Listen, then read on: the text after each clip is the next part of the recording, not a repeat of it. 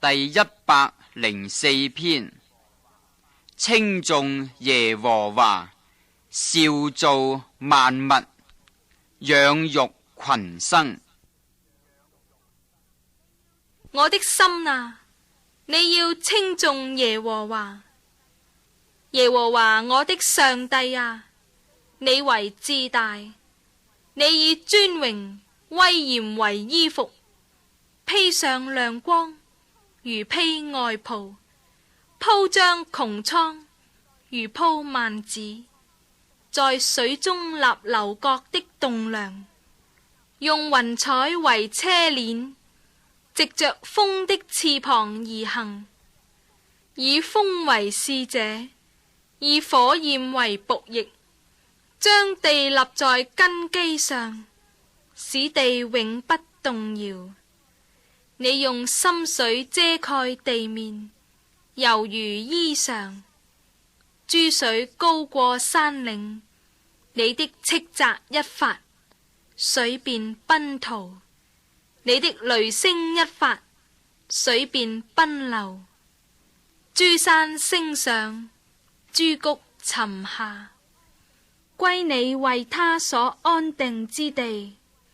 你定了界限，使水不能過去，不再轉回遮蓋地面。耶和華使泉源湧在山谷，流在山間，使野地的走獸有水喝，野驢得解其渴。天上的飛鳥在水旁住宿，在樹枝上啼叫。他從樓閣中澆灌山嶺，因他作為的功效，地就豐足。他使草生長，給六畜吃，使菜蔬發長，供給人用，使人從地裏能得食物，又得酒能悅人心，得油能潤人面，得糧能養人心。佳美的樹木，就是利巴嫩的香柏樹，是耶和華所栽種的，都滿了汁漿，雀鳥在其上搭窩。至於鶴，松樹是它的房屋，高山為野山羊的住所，岩石為沙番的藏處。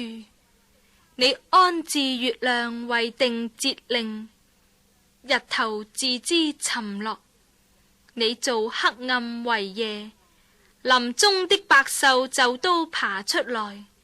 少壯獅子哮叫，要找食，向上帝尋求食物。日頭一出，獸便躲避，臥在洞裏。人出去作工，勞碌直到晚上。耶和華啊，你所做的何其多，都是你用智慧造成的。遍地滿了你的豐富，那裏有海，又大又廣，其中有無數的動物，大小活物都有。那裏有船行走，有你所造的鱷魚，游泳在其中，這都仰望你按時給他食物。你給他們，他們便拾起來；你張手，他們飽得美食；你掩面，他們便驚惶；你收回他們的氣，他們就死亡歸於塵土。你發出你的令，他們便受造；你使地面更換為新。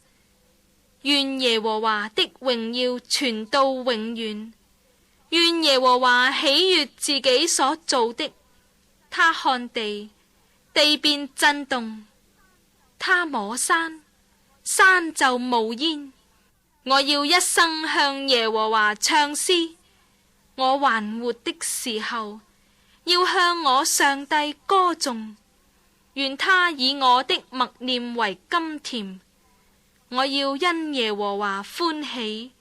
願罪人從世上消滅，願惡人歸於無有。我的心啊，要稱頌耶和華，你們要讚美耶和華。